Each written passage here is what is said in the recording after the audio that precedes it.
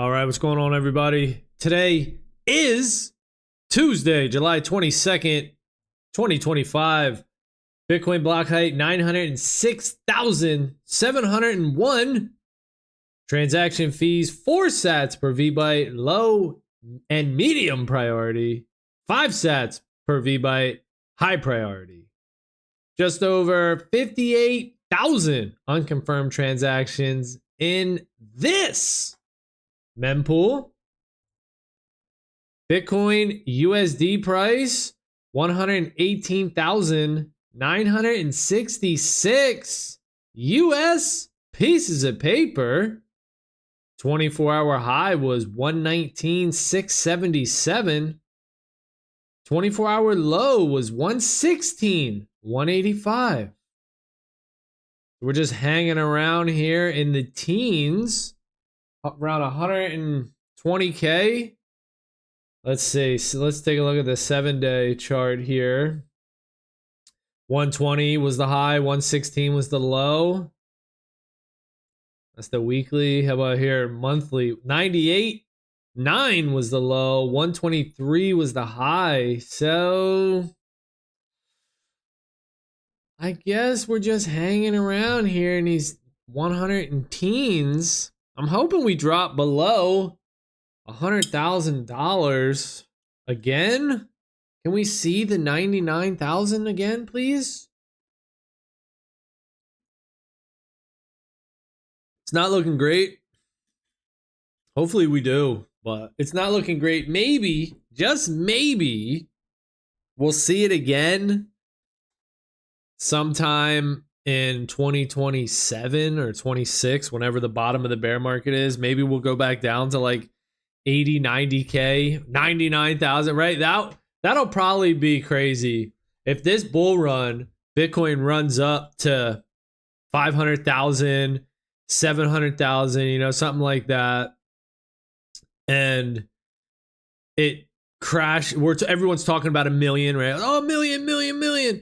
And then it crashes all the way down below 100,000. Oh, dang. I mean, I hope that happens. Cheap sats are always good, but you want it to go up, right? If you want to use your Satoshis, if you want to buy stuff like a lifestyle, you want to live. Of course, you want your Satoshis to be worth more goods and services so that you can spend it, you can buy more with less Satoshis. But then when you're on the other end of it and you're accumulating Satoshis, well, you want them to be cheap. You want to give away less dollars for your Satoshi. Right now, $1 gets you 840 Satoshis. And we're just on both sides of that. We can't understand that we're both the buyer and the seller. That's why the fiat system works so well, is because it allows us to think that we're all getting rich because number goes up. But really, everything's just getting so expensive. And we have to buy those things too. But I guess people just don't care because they have assets. And they're like, well, whatever. Yeah, everything gets more expensive, but my assets are getting more and my income off of those assets is going up. So what's the difference, right? It's all the same. And my assets, maybe they'll outpace inflation. Typically, that's what happens, where real estate, stock market, a business that you might run, you really don't care too much about inflation because you just pass it off to the customer, So if you own a business, you're like, inflation, yeah, it sucks, but who cares? if the bananas cost me $1 more, I'll charge my customers $1 more. It is what it is. What are they gonna do? So it really just hurts the consumer and people that don't save. And hopefully with Bitcoin coming out, it allows people to see the difference and see something with a fixed supply that's strictly limited, that no one can just create for free in unlimited amounts. And they can compare the two systems. Be like, well, I thought the dollar was the only system in town. And of course, it was the only system in town for a while. But now there's this Bitcoin thing in town. Now, there was always gold too. Gold came before the dollar, as you know.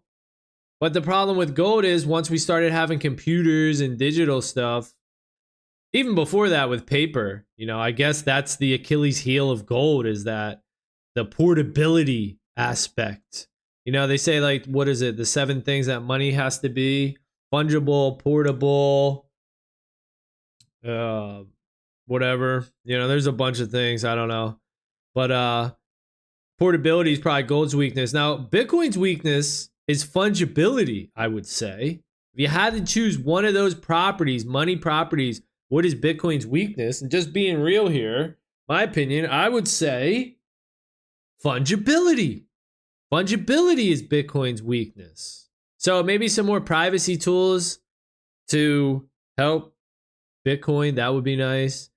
And so Bitcoin solves that portability issue that gold has with computers and everything, because not many people hold physical gold. Everything's just on the internet, and maybe it's in some vault somewhere. Maybe it isn't. People don't take self-custody ownership of their gold, mostly. And Bitcoin fixes that because it's super easy to self-custody. But then you get in the weeds with that as well, and you get confused, and you got all these ETFs, and you got all these MicroStrategy affinity scams. I like Bitcoin, buy my stock companies that come out. And then you got maybe layer 2s like Lightning and everything, and it's like, well, what is Bitcoin? We have these questions like, what is money? And people have a hard time understanding what money is. Seems like a trivial thing. It's like, it's so simple to explain. I know what money is because we use it all the time, but really, what is money? It's a hard thing to actually pin down and explain. And Bitcoin's the same way. Like, what is Bitcoin? Is it ETF Bitcoin? Yes, no. Is a company, MicroStrategy, that buys Bitcoin on their balance sheet and sells their stock? Are there stocks? Is that Bitcoin? I buy their stocks, so I have exposure to Bitcoin. What the fuck's exposure to Bitcoin, right? We're crazy. We're going crazy over here. And then you'll say, like, Lightning. That's a question too. Is Lightning Bitcoin? Yes, no, right? I don't know. Well, actually, for me, I do know. I have an opinion on this. And for me, no, none of that shit's Bitcoin, man. Lightning is not Bitcoin. ETFs are not You just keep getting further and further away from Bitcoin. And it was probably the same thing with gold. It's like, well, this is gold base layer. And then, this is money, the dollar, right? It's backed by gold. And you can go to a bank and convert your dollars for 1-to-1, silver notes, dollar, gold notes, whatever the hell the whole system was. You can go learn history on your own time. But it's just like we're going down the same path. That's why I don't like books like Layered Money. I really did not like that book. And I've read a few Bitcoin books, but Layered Money, I do not like Layered Money. People like it. They talk about it like, oh, it's so good. No. Layered Money sucks. That book sucks. If you believe the future is going to be layered money like it has in the past, then we lose. Then Bitcoin's captured. Then Bitcoin sucks because no one's using Bitcoin. And yeah, Hal Finney came out and prophesized that. Like, Hal Finney came out and said something like, he had a quote where it was like, hey, the banks are going to use Bitcoin and people aren't going to be using Bitcoin. Using Bitcoin is going to be rare as it is now, which was back in the day when no one used it. The banks will use it for big settlements and everybody else will use Ding Dong coin, some free nonsense coin. Well, that sucks. If that future happens, which it could, because people were retarded, it could happen. And we're not using Bitcoin on chain, then that's a major problem. Then we're all captured. We're still slaves, Nothing changes. And I mean, that's something that needs to be talked about more. People are just so blinded by the bright lights, by getting rich quick, by getting more dollars, by having material things. We'll all sell out, I'd probably sell out too. Shit. Why the hell? Why wouldn't I? Life's too short. Why would I? Do I have those strong morals and ethics and things like that? No, I mean, I probably don't. In my mind, I'm thinking, no, I don't. But I have had chances to do some stuff, like sell out and stuff in the past. And I actually didn't, surprisingly, because my mind tells me that I would. Like, hell yeah, I would do that. But when I had the opportunity in the past, I actually didn't. So you never know, I guess, until you get put in that situation. My mind says, yeah, hell yeah, I'd be a sellout. But I've had some opportunities to do some things and I didn't do it. So maybe I wouldn't. I don't know. But that's why, like, I'm so strong on promoting these things, like Spaces Protocol here, where it's all Bitcoin. You know, it's not a Bitcoin company that likes Bitcoin and buys Bitcoin, and then they're trying to sell you some Bitcoin product, or it's not even a Bitcoin product, right? It's some sort of stock, traditional financial asset nonsense, right? This is on the Bitcoin blockchain. All it is, you know, Spaces Protocol. All it is it converts your public keys into human readable names. That's all. That's all it does. You know, it seems simple, but it's actually really cool. It's actually a really big deal. You know, it converts public keys, your Bitcoin wallet address, and more, it does more, into human readable names without a middleman, without a third party custodian. You know, it's all on the Bitcoin blockchain permissionlessly and all this stuff. And there's another video I'll go into too where somebody was talking. I was having a good conversation with somebody on Nostr about it.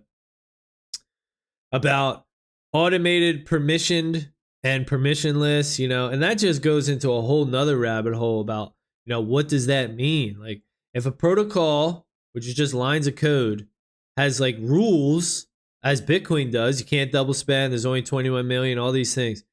Well, in a sense, you know, that's permissioned, that's automated permission, right? Because the protocol is denying or allowing these things based on its rule set, based on the protocol code. So you could say that Bitcoin is automated permission. And yeah, okay, in a way it is. So then you could argue, oh, Spaces Protocol is automated permission. It's not permissionless. Well, okay, yes. Then I guess it is. It is, right? Because how far are we going to go? Where are we going to draw the line? So there's some deep thoughts that go into this. And it's confusing. It's super early. What's going to win out? Centralized systems are just easier because someone could just make all the rules, enforce the rules, change quickly. But open source permissionless technology like Spaces Protocol, Bitcoin, they have its advantages as well. It's just, it takes time for people to know about it and learn about it. And when everybody's getting fiat rich on the sidelines, talking about MicroStrategy and Misty and, oh, I'm getting 20 grand a month off of this, you know, my bag, whatever, you trade 5 Bitcoin, 500K or whatever, you know, I don't even know what the numbers are, but you trade $500,000 and you're getting 20 grand a month or something, you know. Yeah, that shit seems fucking cool, man. That shit seems great. But you're just going further out on the risk curve. You're just increasing your risk. So the safest thing that you could do is hold Bitcoin in self-custody. That's no third-party middleman, third-party risk, intermediary risk, right? There's no one in the middle between you and your money. But then as you go out further, it's like, well, I'll lend you my Bitcoin. I'll give you my private keys. You know, I still own it in theory and legally. All that stuff's going to fall apart. All this legal stuff. Oh, legally I own it. Yeah, okay, great. Well, go tell a court, a judge to create Bitcoin, right? That's the cool thing about Bitcoin too. You no judge, no legal enforcement, no country, nobody, no government. They can't create Bitcoin. Right? There's a Bitcoin protocol. There's a path to create Bitcoin. You have to mine it. And you can't break that. Now, will they try to change the code? Yeah, they will, of course. We all will. We're stupid humans. We'll eventually, unfortunately. We suck, you know? This is why we can't have nice things, really, when you think about it. when you really think about it, man, we can't have nice things. Because we're just going to fuck it up for our own self-greed. But Bitcoin's the best thing we've had, man. It's the best thing we've had. So let's focus on keeping Bitcoin decentralized and secure. Let's focus on building products, tools on Bitcoin to help it be more fungible, be more private. And I believe Spaces Protocol can do that. You know, it happens directly on Bitcoin's layer 1. You can have one of these spaces here, Fabric, Grok, Cashew Mint. These are called top level spaces. Then you can issue billions of subspaces under these. Now, granted, that happens off chain on the Spaces protocol. But at any time, if you want to bring a subspace on chain, on the Bitcoin chain, you can. And you can do 100% of your transactions on Bitcoin through that, with that space name. It's just a regular public key. It just resolves to a human readable word or a letter or an emoji. There's all types of stuff you could do. So it's really simple. If you think human readable private keys are valuable, and of course you do, because damn near everybody uses seed phrases and the seed words. They don't do ones and zeros. The computers do. Your hardware wallet does. But it presents it to us in human readable format. You know, that's what we do. You go to a website. You're not typing in an IP address. But the computer resolves a IP address. You know, you ever do trace route? It's not telling you the name of the website. It's telling you the IP address. So it just makes a lot of sense for human readable public keys on Bitcoin, on Nostr, and on all types of peer-to-peer apps, anything. And Spaces Protocol, man, it seems like the best one. So far, you know, we got 1.5 total Bitcoin burned. Came out November 2024. Almost 8,000 bids. Just over 2,000 transfers. And just over 2,440 rollouts. So those are the names that have been claimed. So 2,400 names have rolled out. Only 3,600 names come out a year. 10 per day. And right now we got Fabric, Grok, Cashew Mint. They're in auction, but they're still open for bidding. Let's see what else we have. We got some more bids here in the mempool. Unconfirmed transactions, some bids on TM and RR, 4,000 Satoshis each. Recent events, we got a bunch of bids here. 2 digits are going. Look, KW, pretty popular. RR again, TW, TM. So the double digits getting bid on here. So it rolled out for 1,000 Satoshis here, TM. Somebody bid 1,005, then 1,200, then 1,201, then 4,000. So starting to see a little bit of bidding wars going on here. The bidding wars are heating up. Let's see what Spaces rolled out on the last rollout. We had some numbers here. 21E8, 786, some Puni codes, some more numbers. Taxi and 411. Upcoming rollouts. Looks like we have all Puni codes. So we got all Puni codes here. Some basketball emojis. Some fries. A burger emoji. And I don't know how I feel about these Puni codes emojis. Some people seem to like them though. People are rolling these out. There's a lot of emojis that had been rolled out here. I don't know how I feel about it personally. I don't really like them. I could see them being cool though and taking off. But for me, I don't know. I kind of like the words, human readable words more. Because the emojis, you can see like they don't really resolve all the time. Like, what is this one supposed to be? Double question mark? Will that be a problem in the future? Maybe. I don't know.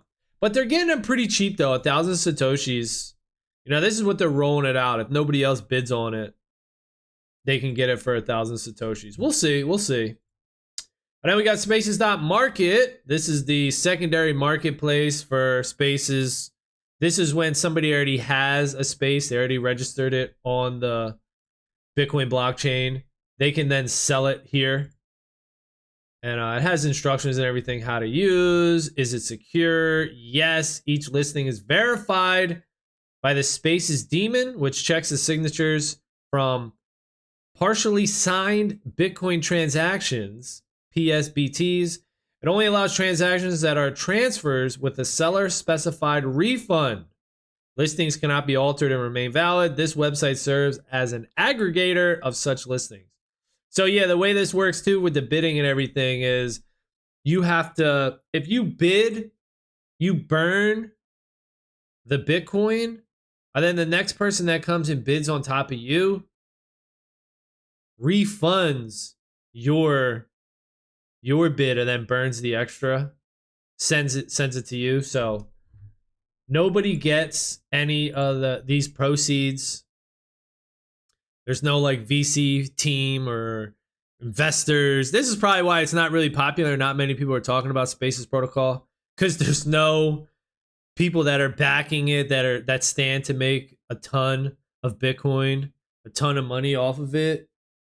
It's just an open source project, and it's just a tool to make Bitcoin better, right? It's not the hot shit right now. The hot shit right now is to get rich off of stocks, centralized shit, Misty, MicroStrategy, ETFs, ENS, right? Something that has a foundation where these guys are getting rich off of it, and then they're getting the plebs to buy it up like retards. This is just development on Bitcoin, and yes, most of the times, with stuff like this, it's not that sexy. Even though I think it's sexy, I think it's good. But a lot of people don't, because it's not a get-rich-quick scheme. It kind of reminds me of Bitcoin back in the day, in the early days. Not that I was here, but what I imagine it to be like when nobody really gave a shit. They had fountains where you could just go to a website and get 10 Bitcoin, 5 Bitcoin. It wasn't worth shit. It was worth like 50 cents. You could just get it for free. People were just giving it away because they wanted to increase the adoption of Bitcoin. They saw how cool Bitcoin was. So Spaces protocol is kind of like that, where not many people really give two shits about it right now because there's no way to get rich off of it. It's just a technology, a layer 2 on Bitcoin that helps Bitcoin adoption, which is why people should fucking care about it. But the power of the dollar, man, getting fiat rich is so strong that you can just see people don't give a shit unless they can get rich. And nobody's getting rich here in Spaces protocol. Nobody's making money. This shit gets burned. This shit gets burned, dude. So here's the 1.5 Bitcoin total burned so far. When you make a claim and bid on one of these, nobody gets paid. The Bitcoin gets burned. Now these people can get paid though. Spaces.market. This is a secondary market. If you buy one of these spaces, Monkey, Giant, Toast, Lion, Robotics, VI, Trader, GQ, Original. These ones you can see are for sale for different Bitcoin prices. And as you can see, they're much higher because it's people. People are asking a shitload for these because they're already registered. They're one of a kind. Once it's gone, it's gone. And you got to buy it off of these dudes, whoever is putting these up. So yeah, these guys on the secondary market stand to make a lot of Bitcoin.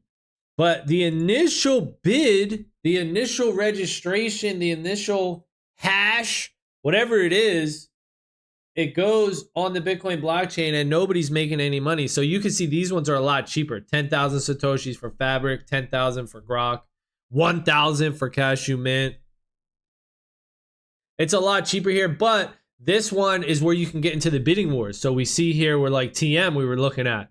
Now it's in a bidding war. Hey, you got to bid it up. This guy just put 4,000 Satoshis. What if someone runs in and puts 4,001? And then so on, and then so on. And you can't snipe in here, which is cool too. You can live your life, So whoever this is, he, she, whoever put 4,000 Satoshis, still in the mempool, but the auction ends in 20 hours. That was from the last bid here. Somebody put 1,201 Satoshis. That was from this last bid. And that happened 4 hours ago at 8:30, July 22nd, block 906, 685. And then when this dude's bid goes in for 4,000 Satoshis, it will kick this auction out another 24 hours.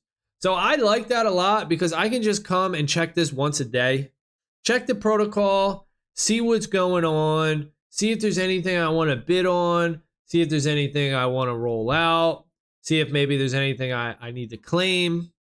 And I could do it. And I know that someone can't snipe me and slide under me until 24 hours. So I know I just got to check it within tomorrow and I'm good. So I like that about it. You can't just snipe these things. Also, I like the auction. Only 10 names come out per day and they last for 10 days. So if this comes out, if it's one of the top 10 of the day here for 1100 Satoshis, then it sits in this pre-auction phase for 10 more days and someone else can bid on it all along those 10 days. And once the 10 days is up, then they could claim it. And it'll show like this, can be claimed, but it's still open for bidding, like Fabric here. It can be claimed, but it's still open for bidding. So same thing with this Grok. So that's pretty cool. So the protocol seems like it's designed nicely. There's a lot of good things about it. The fact that no one central team is making any Bitcoin off of it is nice. But then you can question it like, well, then how the hell is that possible, right? People don't do shit for free. Yeah, you know, I'm sure they're planning on making money. Like, what is the business model? Owning these names and doing some sort of business off of these. And there's a lot of shit you could do with these too. And people are already doing it with websites and stuff.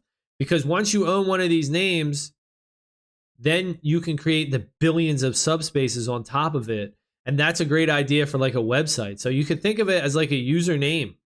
There was one here that it's Friendster, I think it was. Friendster? Yeah. So this is a social media website. I actually never heard of it, but apparently this is a social media website back in the day. And somebody's trying to bring it back.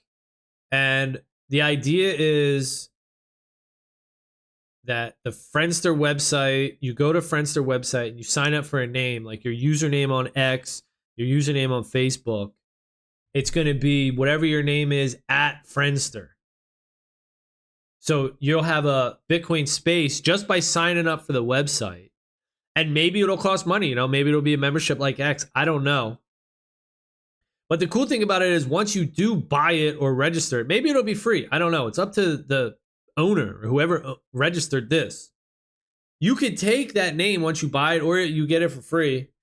You could then take it and put it on chain and do everything on Bitcoin blockchain and not have to worry about whoever owns the top level space again at Friendster. What if they forget about it? What if it's gone? What if it doesn't matter to you? Like you're your own sovereign entity, whether you have a top level space or a subspace. Now, there's something you have to do. I think by default, subspaces do have to rely on this community allocator or, you know, whatever the hell that is. You'd have to dig into the details. I'm still learning about this protocol. It's still new. But by default, yeah, you probably do have to rely on them. Community allocator, I think is what it's called. But if you want to, you can just simply make a Bitcoin transaction with your space, your subspace, on the Bitcoin main chain, and then boom, you have it on the chain. Now, there's going to be information about that coming out. It's still early, still super early.